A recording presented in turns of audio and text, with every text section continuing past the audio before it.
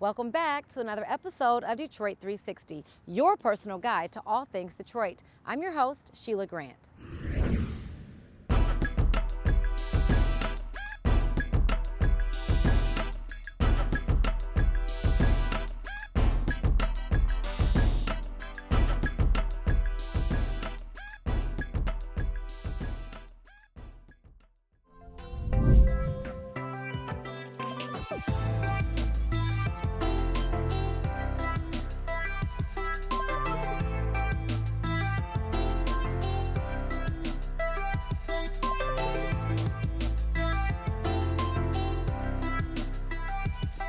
When I was younger, one of my favorite things to do was read. Oh, I just loved curling up with a good book and getting lost there for hours. I was even part of a book club, Junior Great Books. We met down at the main library and we would discuss books with our peers. It was such a great time. I don't have as much time for leisure reading now that I'm an adult, but I really do need to do something to change that. There's lots of great book clubs around these days, including Brown Girls Read. Learn more about them in this next piece.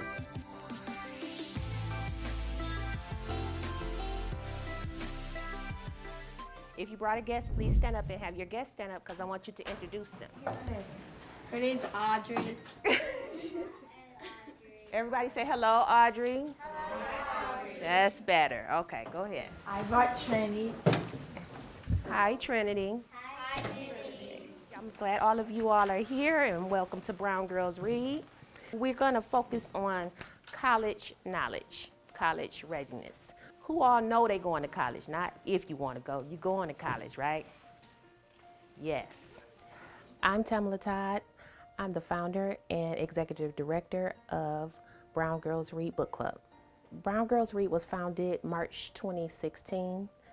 We're coming up on our second year, and the age group is from 7 to 15. We talk about topics that are mostly unmet in schools. I came up on Brown Girls Read because due to the fact of technology constantly evolving, it is important to have face-to-face interactions. Our goals here at Brown Girls Read is to turn literacy into a social activity which will allow them to be great communicators in the future. I didn't start my love for reading until I was well into my 20s.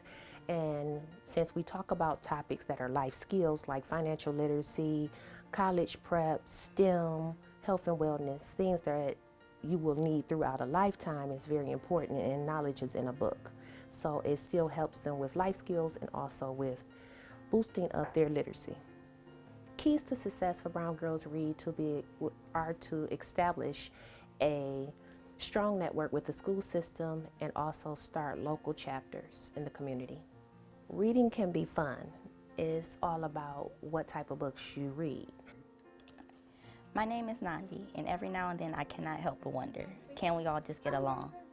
I've been in the club for 2 years, and the type of books we read, they're about what we could be when we get older, or about African American women and some powerful ones, and what they did and how they affected America or the world. You're going to have to read your whole life. And reading is like a way to, I know it can be stressful to be my age or sometimes, so it's a way to get away from reality in in more healthy way other than just being on technology. We usually do workshops, and it's usually about today we're doing college prep. It gives you things you don't usually learn in school and what you will need in life. I know of one historically black college is Howard. My cousin went to one. He went to Tennessee State, and it's majority black people, but it's not only black people, but they used to be. I'm pretty sure. And they gave them certain benefits because they couldn't get into what was considered white colleges back then. They fuss and fight all the time while I sit back spitting hip hop rhymes. I'll rock out to a funky soul beat and provide lots of examples of how we all can keep the peace. A common struggle for some parents is finding a balance between work and everyday life, along with educating, caring for, and spending time with their children. This next storyteller's piece focuses on a place in the Bagley community that's the best of both worlds for some families. But at the end of the day, I'd love for them to find their happiness. Outside voice. I'm just competing with Okay. a lot. I'd like for them to find their own happiness in whatever that means. That they always love themselves first before giving that love to someone else. For them to find success in what they love or are moved by, not by what the world has taught them or embedded into them. For them to exhibit some of the positive traits that I've instilled into them, and that ultimately live for today as tomorrow's not promised. So live in the moment. So kind of where we're sitting is a little bit in the infant toddler area, but also in the co-working area. We are a co-working space that offers on-site childcare for young children, but also a cooperative preschool for children who are between the ages of 2 and 6.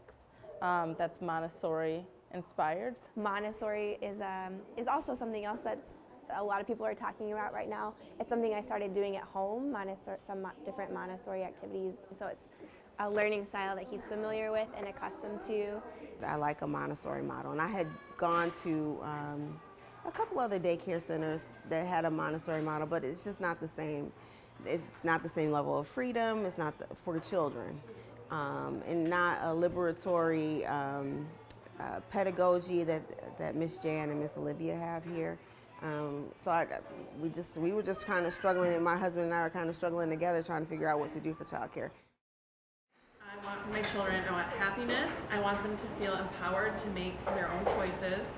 I want them to be activists and engaged in their community. I want them to have contentment in their chosen job, career, or role in life. Problem solvers that are resourceful. I want them to be good people, kind. I always tell people what I want for my children is I want them to be happy and I want them to be kind. The ability to grow, learn, and change, and an interest in doing that, comfort in their own voice, and relationships that are healthy. So we were really methodical as far as we had someone who was willing to sponsor signage for our building. Because we are in a neighborhood, it was really vital to us, or to me as the Inspired Director, that we're not the new kid on the block. So I opted out of having any signage. Could have had a newer awning with some language. Could have had some signage in the window, could have gotten an A-frame to put outside, but that wasn't what I felt to be valuable in a space that we're just moving into. And we have a lot of respect, I think, from folks in the community because on the external end, right, when you're front-facing the facade, it's nothing grand, it's nothing extravagant, it just kind of blends in with the neighborhood, and I think that that's really the work that I intend for us to do, and that is blend in with the community. We're not here to offer something brand new to the community. We're really building up our programs and services based on those in the community, and the community might mean in Bagley and Fitzgerald, and right now our community is beyond that. It's families that are coming from outside of the Detroit city limits or Detroit proper to be in the space, and that's awesome. And I just like the idea of a collective space for people who have historically been marginalized. Krista was trying to empower women was really important to me, that she was thinking about ways to have women come together and help one another was really encouraging to me. Initially, honestly, I thought, yes, I could work and watch my kids at the same time. Co-working is something that's becoming really popular right now. People are realizing, while it's great to be able to work from home, sometimes you're not as productive being at home, and sometimes you don't want to be at your house 24 hours a day. And I love a lot of the co-working spaces in downtown and midtown, but none of them offer childcare. I can't necessarily say that I want to send my son to a public school in the suburb. My friend sends her son, he was in first kindergarten, and he went to Grosse Pointe schools, and he hated his hair. A 5-year-old hating his hair because people were talking about him. I don't want my son to go through that. And people are going to talk about you anywhere, but when you're the only person who looks like you in the room, you're more likely to be inclined to believe those things that they're saying. So one thing that we've been looking at, yes, to internalize it. I mean, he looks at himself, and I've heard him say he didn't want to go to school. It's sad to hear a 5-year-old not wanting to go to school. I think the collective energy has been a pleasant surprise because I didn't come for that. I didn't come to make friends. I really just came for the co-working, watch my children, and the Montessori program. So it's been a pleasant surprise that, one, Krista is amenable to thinking about issues that are really important to me. So race, ethnicity, gender, how that influences education is what my research agenda is about. And so having those kinds of conversations pretty freely here was a welcome surprise. I wasn't expecting that. Even though we're a business model, we are truly a social impact model where we want folks to be able to gain the tools and the resources within this space and then go out into their communities and spill out wherever's necessary. And we'll tackle things such as gun control. We'll talk on things such as disparities among men and women in the workforce.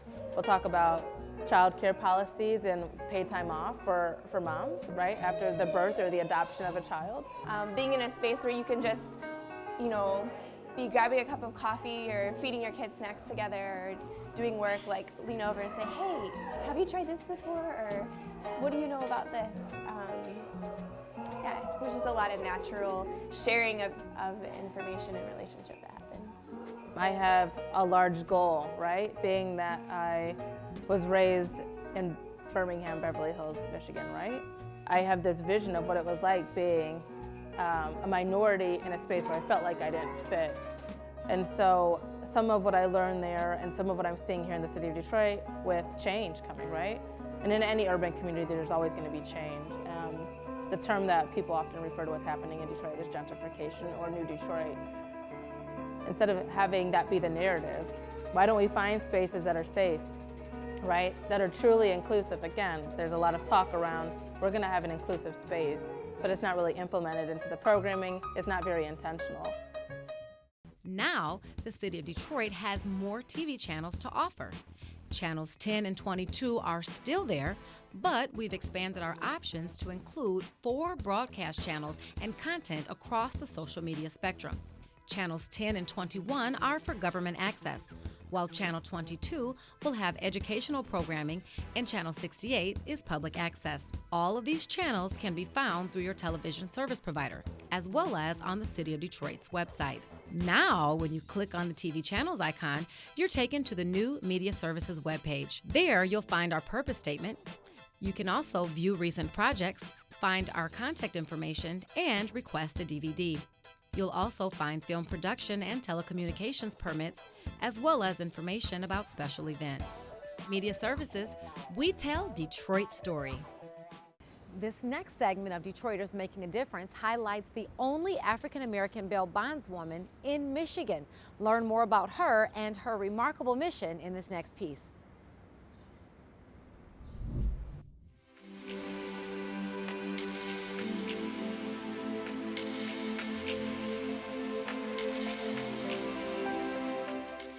Someone, give me your keys, is a carjacking offense. That's a life offense, 25 years in prison. Do not pass go, you on straight there. If you're young, you'll get about 19 years if you have a decent attorney. My name is Crystal Banks. I am a bail bondswoman. I own Banks Bail Bonds, and I wrote a book called Don't Be a Dumb Criminal. I also have a program called Don't Be a Dumb Criminal Program. It teaches you about the judicial system. I have been a bail bondswoman for 18 years, and I have been in the Metro Detroit area for over 10 years. I wrote the book, Don't Be a Dumb Criminal, to help my clients at first. They did not understand how the justice system works. I would talk to my clients, and I had my attorneys talking to them, and they just didn't understand what was happening. Some people were very confused with what they should do and shouldn't do, what needed to be done. They didn't know how to look up information for themselves. And I used several attorneys, several judges to help me write this book to make sure they understood the basics, the things that no one ever talks about. Like, if you get a ticket and you don't have the money to pay the ticket, when you go to court, you can ask for community service, but the court doesn't generally tell you that. Who's teaching these people how the system works and the ins and outs? I think the book definitely provides advice for individuals, young, old, whoever reads the book. However, I don't think Mrs. Banks meant for this book and the information in it to take the place of an attorney. And as a matter of fact, she mentions that in the book. Nothing can take the place of the attorney, but it does give some excellent preliminary information. It gives advice, things that you should know prior to making a mistake or getting into trouble. Individuals, youth, teachers can definitely benefit from this information if it were taught in schools. The school is a good starting point because that's usually the age where our young people get inquisitive or start wanting to try things out that may or may not be in their best interest. So I definitely think those schools that will and have the courage to have a book like this in there, I think they definitely will benefit from it. It opens up conversation, especially with the parents. I think the parents will benefit from this book. Students, children need to have these conversations with their teacher and their parents so that they can learn together and ultimately avoid the mishaps and the mistakes that this book tries to prevent. If one were to study the quote-unquote pipeline that seems to be made from school to prison, you will see that if a conversation were had prior to a certain age and prior to the inquisitiveness of a young person, a lot of mistakes can be prevented. The book gives information, and not only gives information, but it causes one to think twice. And a lot of times that's what our youth need to do. They just need to think twice before they make that dumb mistake. I think Mrs. Banks' motive and endeavor is to educate you. And I think that's what prevents an individual from being a dumb criminal. I started dealing with the parents, and as I came down to the Metro Detroit area, a lot of the youth started getting in trouble, and I just seen it growing. And so I started reaching out to the families and the children, and they weren't taught anything about the law. If they learn at a younger age about how the system works and about crime and law, they're less likely to get into trouble. I tell people it takes a special person to be a bail bondsman. Why? Because you can be a bondsman that doesn't care about people, but really I feel that to be a bondsman, you have to care and want to help people. Anything that you do, you succeed in because you're trying to help others. That's why we do what we do. We love bail. So I tell people, go ahead, if that's what you feel that you want to get into, no problem. But you have to do it because you want to help other people. You can't be selfish in this business. And then my last question to you is, do you really know what jail is like? What do you think jail is like?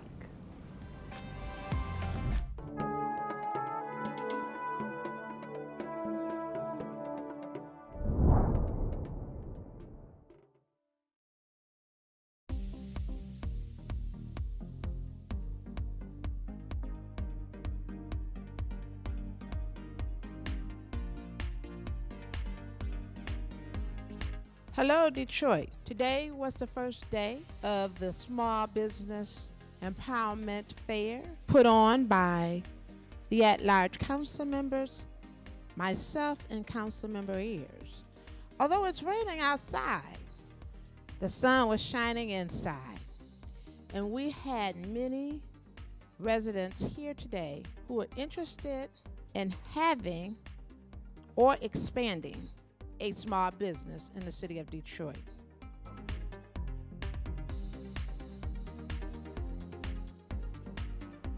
Well, what brought me here today was to get some more information for a small business that I'm looking to start before the summer, as well as to get some information on the apprenticeship programs for my sons. Well, Accounting Aid Society is a nonprofit agency that loves to help the community. We have a number of services that will benefit not only the general community but small businesses as well. And so with helping them with their bookkeeping and record keeping setup and how important that is to keeping their business running and making sure that they're abreast with all of, or in compliance with tax laws, city things that they need to, finance their business. Well, what I love about these events is that it really allows businesses like ours to be in the forefront so that the citizens of the city of Detroit are able to gather all of the resources that are readily available to them. For my company, we're here to help them start and grow their businesses. We're here to help them find funding because we are the catalyst of funding here in the Detroit area. So we're there to just help them bring all the pieces together so that they can actually walk in the doors of their own business. I got a small business in the city of Detroit that's looking to take that small off the front of it and turn it into a big business. So I always say and I always believe that you get out what you put in. You know what I'm saying? I dedicated myself to my business and to providing for my family, through means that I knew how, and that's from cooking. So just perfecting your craft, man, working hard on what you really love and enjoy doing.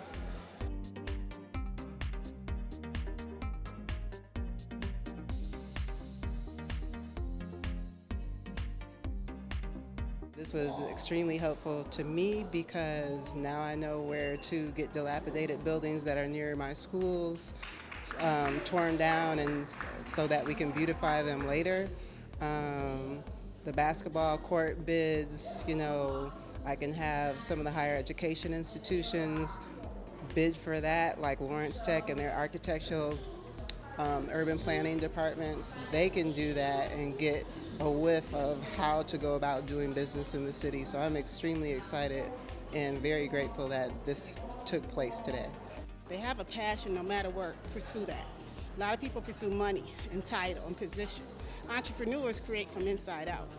So as an entrepreneur, it's like the thing that you love to do that you will not make any money, that's the one you focus on. And then you open yourself up and allow God to move because you can't do it by yourself. So I say any entrepreneur, I've been in several different types of businesses, it's not the only one I've had. I said, but I reached out, I came to workshops just to meet somebody, you never know.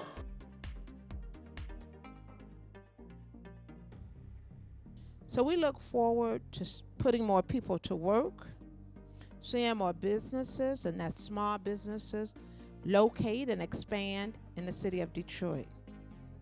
I thank Detroit for giving me this opportunity to host, along with my colleague, Member Janae Ayers, the Small Business Empowerment Fair. I thank all of the presenters, and I thank all of the citizens who came out tonight to gather information on how to get busy or how to get busier with their business. Thank you again, Detroit. We love you, and we look forward to expanding small businesses, relocating small businesses, getting more people with contracts, and having more employed in the city of Detroit. Stay tuned for part 2.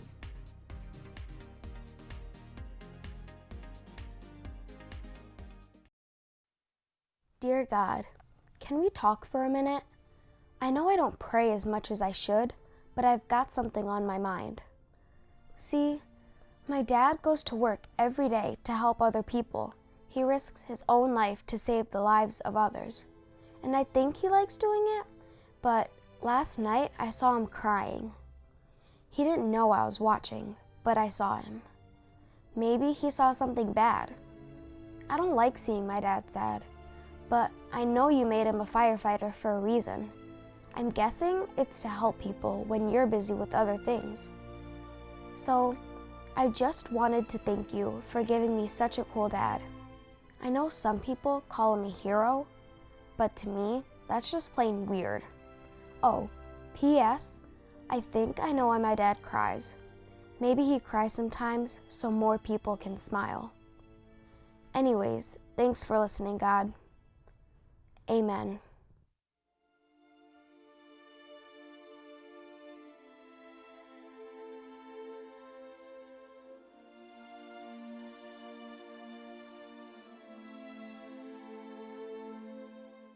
there's nothing worse than wasting time.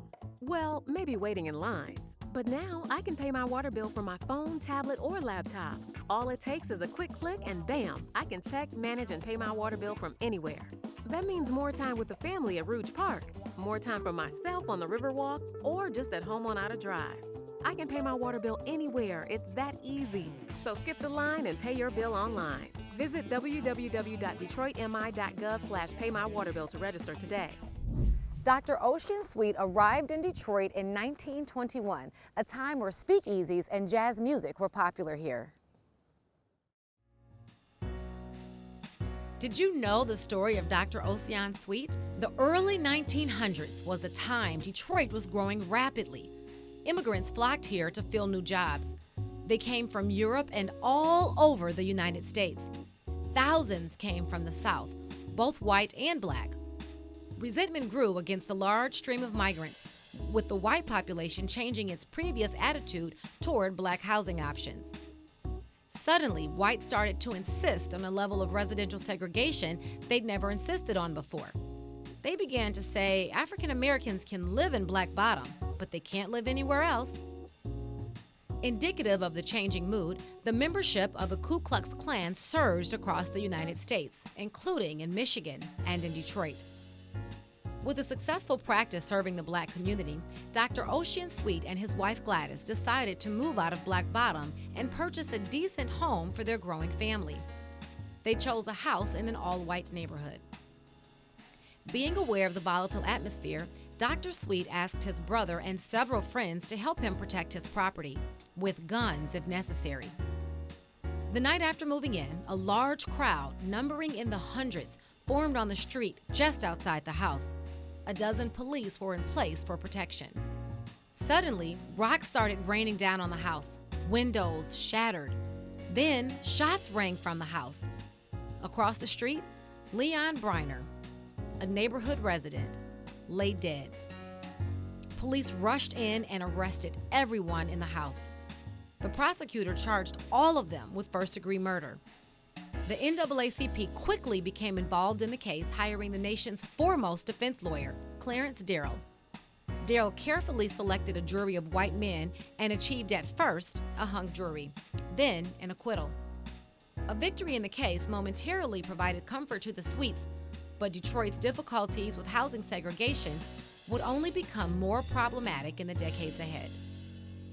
Now keep in mind, this home is not a museum. It's an historical site, and you can come by and take a look at a piece of Detroit's history. It's located at the corner of Garland and Charlevoix.